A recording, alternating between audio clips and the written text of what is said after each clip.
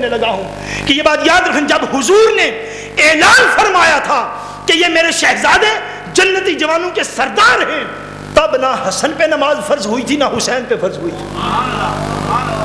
اس لیے اعلان فرمایا تھا کہ یہ مصطفیٰ کی اولاد تھے۔ کیوں؟ اس لیے کہ پہلے انبیاء کرام کے اندر سیدنا ابراہیم علیہ السلام اللہ کے نبی تھے، ان کے بیٹے اسحاق علیہ السلام پھر اللہ کے نبی تھے، ان کے بیٹے یعقوب علیہ السلام پھر اللہ کے نبی تھے، ان کے بیٹے یوسف علیہ السلام پھر اللہ کے نبی تھے۔ نبوت خاندان در خاندان چلتی آ رہی تھی، نبوت نسل بعد نسل چلتی آ رہی تھی۔ تاجدار کائنات کے متعلق اللہ پاک فرما چکا تھا، ما کان محمد نبا احد من رجالکم ولکن رسول اللہ و خاتم النبیین، یہ محمد میرے آخری نبی ہیں، آخری رسول ہے۔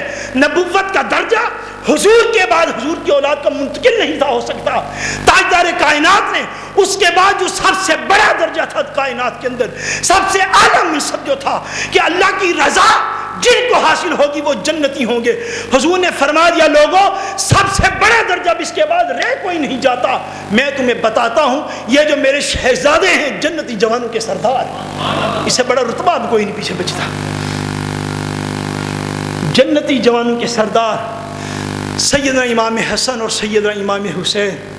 امام حسن رضی اللہ تعالیٰ عنہ کے ساتھ جو حشر کیا گیا وہ میں نے عرض کیا، اور شہزادہ رسول سیدنا امام حسین رضی اللہ تعالیٰ عنہ جب میدان کربلا میں آئے، میں ایک ہی واقعہ بیان کر کے تو اب بات کا اختتام کرنے والا ہوں۔ جب آپ میدان کربلا میں آئے تو حسین کے سارا خاندان جو ہے وہ آپ کے ساتھ تھا، اور اس سارے خاندان کے اندر 6 ماہ کا علی اصغر بھی تھا۔ بعض نے کہا میدان کربلا میں پیدا ہوئے چند دن ابھی آپ کی عمر تھی، بعض نے کہا 6 دن تھی۔ اقتدار کے تانے حسین کو نہ دو، وہ جس کے لیے ہمارے بھائی پردے کرے ہوتے ہیں، وہ جس کے لیے یزید نے اتنے ستم کیے، وہ تاج تو حسین کے قدموں کی دھول ہے۔ حسین تو مصطفیٰ کریم کا نواز ہے، اس کو کس چیز کی ضرورت؟ اگر اقتدار کے لیے خالی جاتے تو حسین پاک بیوی بچوں کو ساتھ نہ لے کے جاتے، چھوٹے چھوٹے آگے معصوم بچے آپ کے ساتھ ہیں، حضور صلی اللہ علیہ وسلم کی اولاد اطہار آپ کے ساتھ ہے۔ سیدنا امام حسین رضی اللہ تعالیٰ عنہ میدان جنگ میں کھڑے ہیں، اور لوگوں حق کے نام پر ہم سیدنا امام حسین کو کیا عقیدت کے پھول پیش کریں گے؟ ہم کیا عقیدت کے پھول پیش کریں گے؟ ہماری مائیں بہنیں بیٹیاں وہ اپنی جگہ پر، ہم بھائی بیٹے چھوٹے بڑے یہ اپنی جگہ پر۔ آج تو ہماری بیٹیوں نے بہنوں نے پردہ کرنا چھوڑ دیا کہ ایئرپورٹ پہ جائیں گے تو پریشانی نہ ہو جائے۔ آج میں نے ایک بھائی سے بات سنی، یقین جانے میرا دل کڑ کے رہ گیا۔ بات یہ کی کہ ہم اگر داڑھی رکھ لیں تو ایئرپورٹ پہ پرابلم پیش آتی ہے۔ لوگوں ہم نے حسین کا دامن کیا پکڑنا ہے؟ جو ایئرپورٹ پہ چند کلمات نہیں سن سکتے داڑھی شریف کے بدلے میں، وہ حسین کے سر کو نیزے پہ چڑھنے کو کیا جانے؟ ان کو کیا خبر ہو کہ دین کی حفاظت کیسے کی جاتی ہے؟ ان کو کیا خبر ہو کہ دین کی خاطر سیدنا امام حسین رضی اللہ تعالیٰ عنہ، حسین کے سارے امتحان حسین پاک کے اوپر آئے۔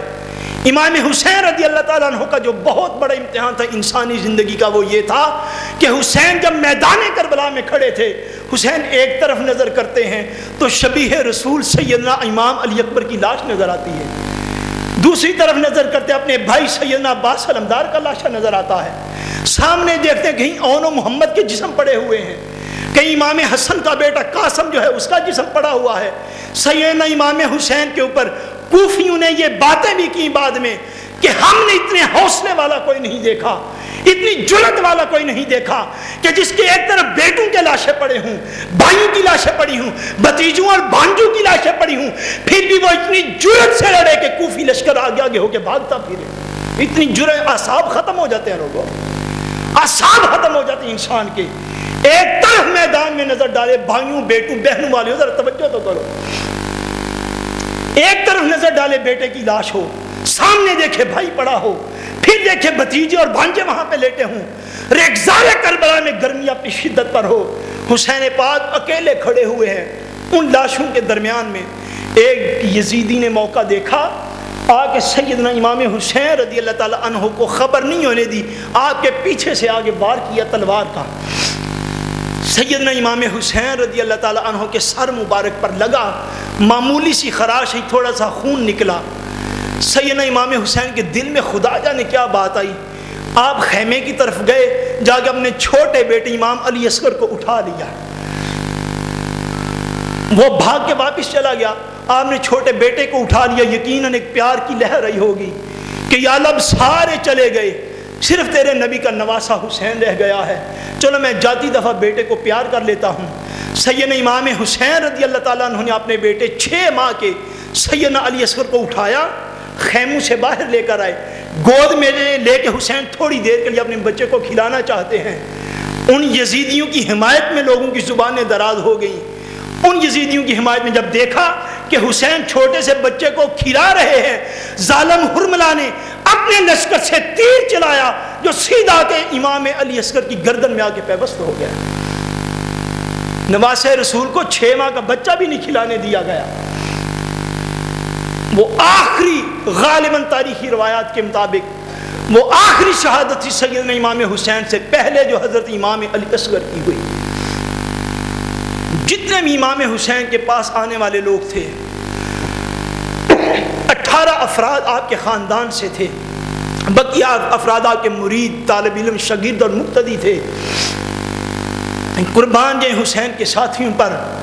تاریخ یہ بتاتی ہے کہ جتنی دیر تک سیدنا امام حسین رضی اللہ تعالیٰ عنہ کا ایک بھی ساتھی زندہ رہا ہے، اتنی دیر تک اہل بیت رسول میں سے کسی کا خون نہیں بہایا گیا۔ ان کا حسین تیری عزت پر ہم اپنی جانیں نچھاور کریں گے۔ وفادار لوگوں نے کسی کو دیکھنا ہو تو حسین کے ساتھیوں کو دیکھ لے۔ سال ہر سال تک نمازیں پڑھنے والے بھی یورپ کے لوگ مسلح کھیل جاتے ہیں۔ اگر وفا سیکھنی ہے تو حسین کے ساتھیوں سے سیکھو، کس لیے کہ حسین کے ساتھی جب تک زندہ رہے اہل بیت میں سے کسی ایک کی بھی قربانی نہیں انہوں نے ہونی۔ سٹیپ بائی سٹیپ، درجہ بدرجہ سیدنا امام حسین رضی اللہ تعالیٰ عنہ کے سارے ساتھی شہید ہوئے۔ ایک تاجدار کائنات کا وہ نواسہ میدان کربلا میں کھڑا رہ گیا۔ بعض روایات میں آتا ہے کہ جب سیدنا امام حسین رضی اللہ تعالیٰ عنہ اپنی سواری پہ بیٹھے ہیں، علماء نے بیان کی اس بات کو، امام حسین اپنی سواری پہ بیٹھے ہیں اور سواری پہ بیٹھ کر آپ میدان کربلا کی طرف جانا چاہتے ہیں۔ یزیدیوں کے سامنے جا کے حسین اپنا سارا مدعا بیان کرنے چاہتے ہیں، آخری آپ رہ گئے ہیں، آپ سواری کو چلاتے ہیں۔ بعض مورخین علماء نے بیان کیا سواری آپ کی چلتی نہیں ہے۔ امام سواری کو ایڈی لگاتے ہیں، سواری چلتی نہیں ہے۔ امام پریشان ہو گئے کہ سواری چل کیوں نہیں رہی۔ تھوڑی دیر کے بعد امام نے جب توجہ کی، سیدنا امام حسین نے لوگوں دل پھٹنے کو آتا ہے۔ لوگ کہتے ہیں، مورخین کہتے ہیں کہ امام حسین کی بیٹی 6 سال کی ننھی سکینہ رضی اللہ تعالی عنہ، حضرت سکینہ بنت حسین رضی اللہ تعالیٰ عنہ، وہ خیمے کے اندر کھڑی ہیں۔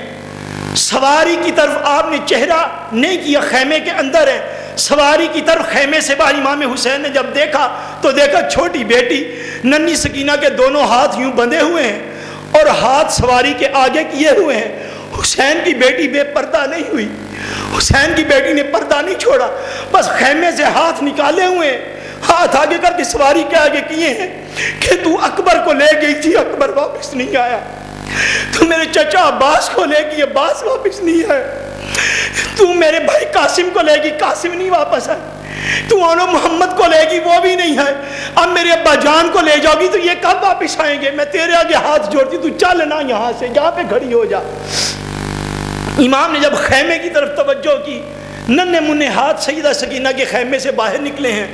حسین اپنی سواری سے نیچے اتر کے خیمہ کی طرف گئے، جا کے سیدہ سکینہ کو چوما، دلاسا دیا، تسلی دی، فرمایا بیٹا یہ اللہ کا امر ہے، حسین آج میدان جنگ میں ضرور جائے گا۔ حسین نے اس اذان کی لاج رکھنی ہے جو مصطفیٰ کریم نے حسین کے کان میں کہی تھی۔ یاد رکھ لو، تاجدار کائنات نے اپنی ساری ظاہری حیات پاک حضور نے مسجد نبوی میں اذان نہیں خود دی، مسجد نبوی میں خود اذان آپ نے ساری حیات پاک نہیں دی، صرف اذان کو سنت بنانے کے لیے دی۔ کیوں نہیں؟ اس لیے کہ حضور حی علی الصلاۃ کہتے اور مدینے کا کوئی بندہ سن کر مسجد میں حاضر نہ ہو سکتا تو بدترین گناہ کبیرہ کا مرتکب ہو جاتا. امت پر رحمت کی خاطر نہیں دی. ایک دفعہ صحرا میں جا کے تاجدار کائنات نے اذان دی تاکہ میری امت کے لیے سنت بن جائے کہ مصطفیٰ نے